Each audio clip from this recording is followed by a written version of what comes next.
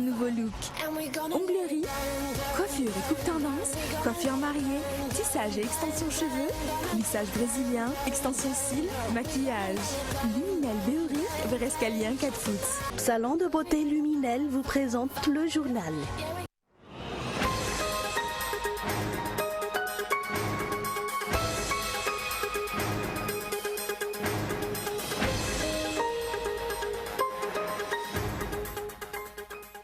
Les réactions fusent après l'adoption par les députés de la loi sur la Commission électorale nationale indépendante au CENI cette semaine. L'absence de débat autour de la validation de ce texte est notamment critiquée. Le Centre de réflexion des administrateurs civils, lui, pointe du doigt la composition de cette commission et exige une réforme.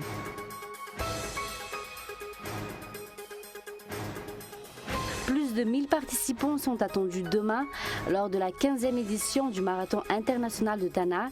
Aujourd'hui, ils étaient nombreux à venir s'inscrire auprès du village marathon érigé à l'hôtel de ville.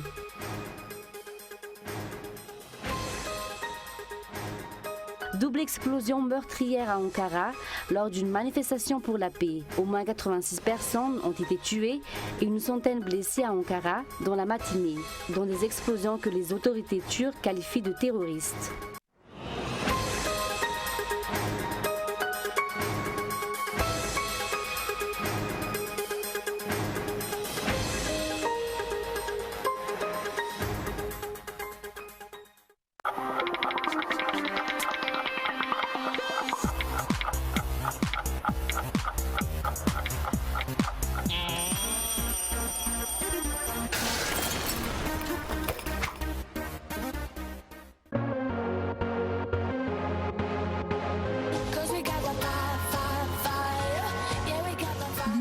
Un nouveau look. Onglerie, coiffure et coupe tendance, coiffure mariée, tissage et extension cheveux, lissage brésilien, extension cils, maquillage. Luminel Béoric, vers escalier 4 foot. 034 01 816 59 033 11 859 98. Luminel, osez être la plus belle.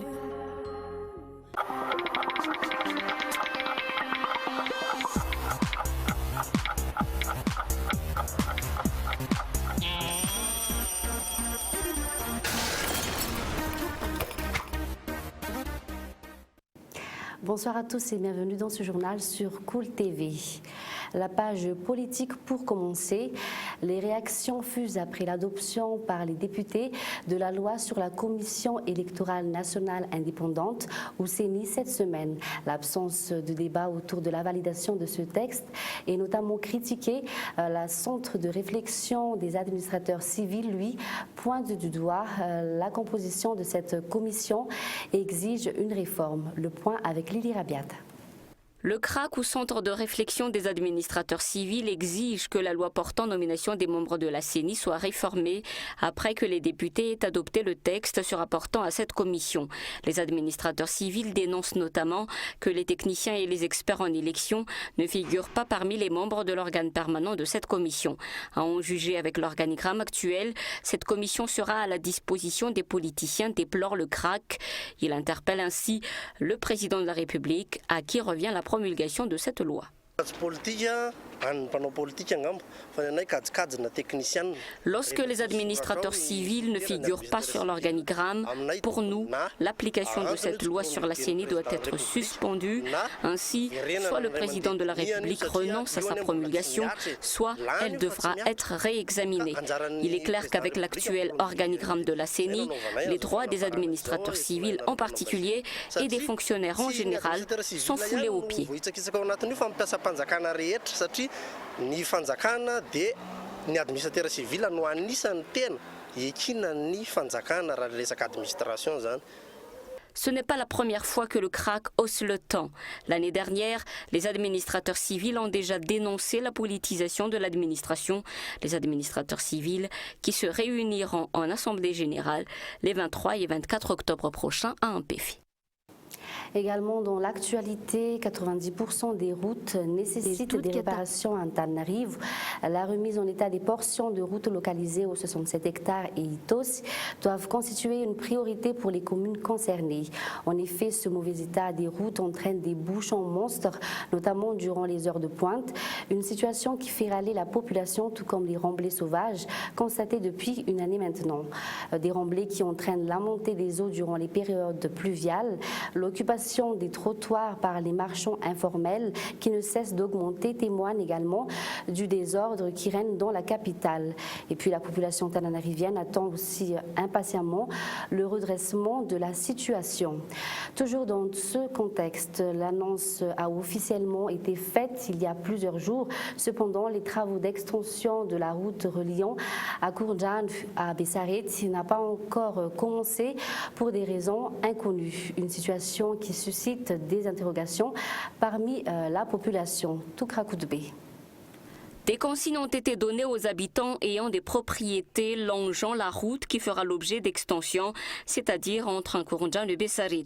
Certains ont été forcés d'enlever une partie de leur construction afin de permettre les travaux d'élargissement de cette portion de route. Un élargissement censé limiter, voire enrayer les bouchons sur cet axe, mais les principaux concernés par ces travaux ne sont pas du même avis.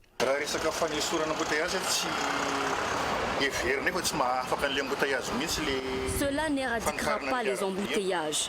Ils vont élargir la route et pourtant, celle au niveau de la rotonde ne le sera pas, donc ce sera une initiative vaine. Cela n'effacera pas non plus les bouchons au niveau du croisement d'Aboudvoul.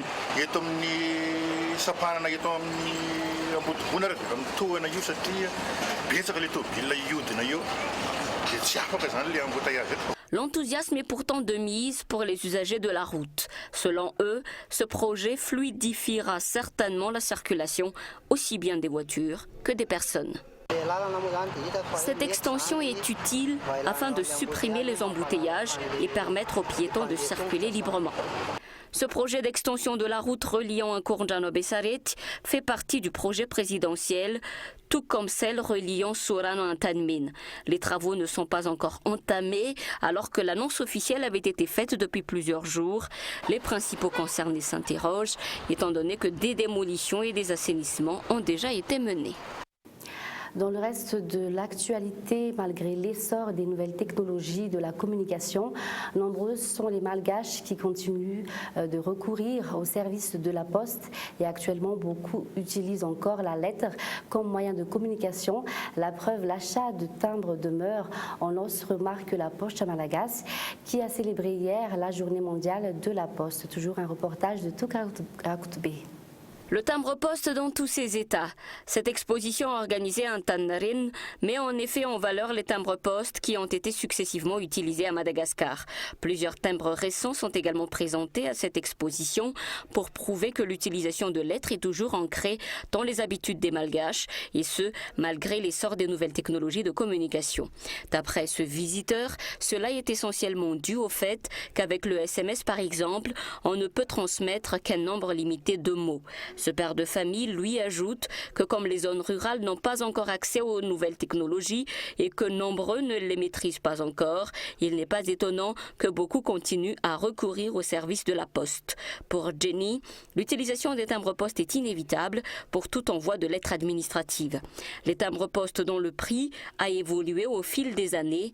Actuellement, il faut payer 300 ariars pour envoyer une lettre pesant 10 grammes. Cette exposition, qui dure 4 jours, entre dans le cadre de la célébration de la Journée mondiale de la Poste, dont la cérémonie officielle s'est tenue hier à Sabotsnamienne. Nous l'avons annoncé dans les titres, plus de 1000 participants sont attendus demain lors de la 15e édition du Marathon international de Tana. Aujourd'hui, ils étaient nombreux à venir s'inscrire auprès du village marathon érigé à l'hôtel de ville. Rappelons qu'outre le marathon habituel de 42,195 km et le handi run de 10 km, différentes courses ont été introduites pour cette 15e édition, comme les foulées écolo et les marathons afin de satisfaire les participants qui souhaitent venir en famille. Pour demain, des points de ravitaillement seront prévus tous les 5 km. Tout est donc enfin prêt pour ce marathon international de Tana dont le lancement officiel s'est tenu ce jour à Analakil en présence des représentants du ministère des Sports, du président de la Fédération malgache d'athlétisme et les différents sponsors. Écoutons les explications. D'abord, elle est symbolique, c'est vrai pour nous, parce que Vima a eu ses 15 ans cette année. Donc, fêter en plus la 15e édition du marathon, je trouve cela magnifique. Quelle synergie, quelle harmonie. On était fait pour que Vima et le marathon se mettent ensemble. Cet événement, le but de cet événement, c'est les valeurs, d'abord. C'est beaucoup de choses, mais c'est d'abord les valeurs. C'est les valeurs du marathon, et qui sont aussi humblement quelque part les nôtres. C'est la persévérance, c'est l'endurance. Et Dieu sait dont on a besoin de ça à Madagascar pour pouvoir bien travailler, pour pouvoir bien réussir dans l'honnêteté. Et je pense que le marathon aussi, c'est ça, non? C'est de courir des heures et des heures pour pouvoir gagner une course et puis se faire plaisir. Honnêtement, à la fin, on dit waouh, j'ai gagné. Et moi, je sais que nous avons déjà réussi quelque part à faire de ce marathon un événement exceptionnel et qui sera encore plus exceptionnel l'année prochaine. Passons aux actualités internationales. Double explosion meurtrière à Ankara lors d'une manifestation pour la paix. Au moins 86 personnes ont été tuées, une centaine blessées dans la matinée dans des explosions que les autorités turques qualifient de terroristes. Endeuillée, la Turquie décrète 3 jours de deuil national. France 24. La marche pour la paix a tourné au bain de sang. Vers 10h heure locale, une double explosion a retenti vers le centre-ville près de la gare ferroviaire, poussant des centaines de personnes à s'enfuir. Quelques instants plus tard, les drapeaux des manifestants recouvrent les dizaines de corps qui jonchent le sol. Juste ici derrière deux banderoles, il y a une explosion et nous sommes tombés au sol. Puis il y a une deuxième détonation, mais celle qui explosait ici était très forte. Pour l'instant, l'origine des explosions n'a pas encore été déterminée, mais les autorités ont d'ores et déjà annoncé qu'il s'agissait d'un attentat terroriste. Les militants étaient réunis près de ce carrefour. Ils devaient entamer dans l'après-midi une marche pour la paix à l'appel de plusieurs syndicats et partis de gauche, dont le parti pro-kurde, le HDP. Un rassemblement pacifiste contre la reprise des violences entre les forces de sécurité turques et les séparatistes kurdes dans le sud-est du pays. Depuis plusieurs mois, la Turquie est en proie à de vives tensions qui ont fait voler en éclats le fragile cessez-le-feu en place depuis mars 2013. À cela s'ajoute la menace djihadiste de l'organisation État islamique et enfin le climat politique tendu à 3 semaines des législatives anticipées. Dans ce contexte, le parti pro-kurde a une nouvelle fois accusé les autorités de négliger leur sécurité. Certains manifestants s'en sont pris directement aux forces de l'ordre qui ont alors dispersé la foule en tirant en l'air. Nouvelles attaques à l'arme blanche, tensions toujours vives à Jérusalem. 2 nouvelles attaques au couteau ont eu lieu samedi à Jérusalem-Est contre des Israéliens au lendemain de la journée la plus meurtrière depuis la reprise des confrontations. France 24. Sous l'étendard du Hamas, ces Palestiniens enterrent l'un des leurs. Un jeune membre du groupe islamiste tué dans la nuit à Chouafat lors de heurts avec les forces israéliennes. Plus tard dans la matinée, un adolescent de 16 ans a été tué par la police israélienne. Il avait agressé 2 juifs ultra-orthodoxes au couteau près de la vieille ville. Blessés, les 2 civils ont été transférés à l'hôpital.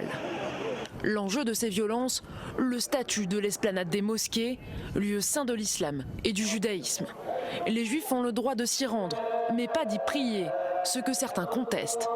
C'est justement la crainte des Palestiniens que des groupes de juifs, voire d'élus, organisent des visites régulières sur le site.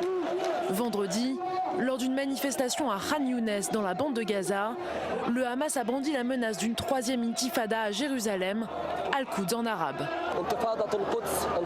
L'intifada d'Al-Quds a commencé. Nous ne reviendrons pas en arrière.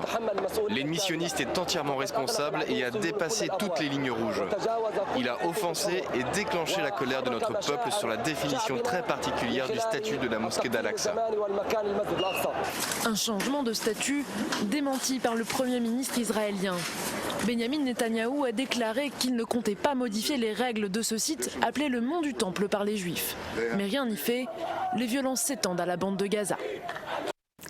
Terminons avec un bref rappel des titres. Les réactions fusent après l'adoption par les députés de la loi sur la Commission électorale nationale indépendante ou CENI cette semaine. L'absence de débat autour de la validation de ce texte est notamment critiqué. Le Centre de réflexion des administrateurs civils, lui, pointe du doigt la composition de cette commission et exige une réforme. Plus de 1000 participants sont attendus demain lors de la 15e édition du Marathon international de Tana.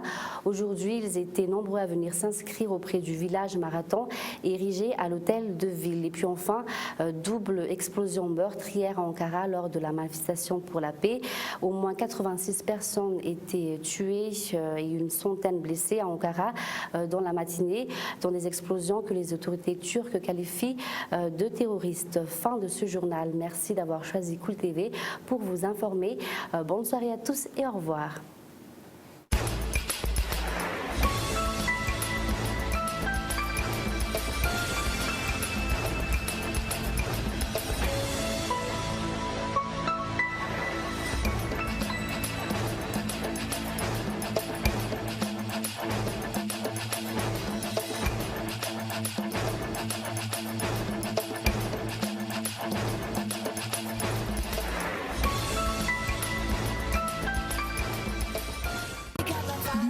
Un nouveau look. Onglerie, coiffure et coupe tendance, coiffure mariée, tissage et extension cheveux, lissage brésilien, extension cils, maquillage. Luminel Béori, Brescalien 4 foot. Le journal vous a été présenté par Salon de beauté Luminel.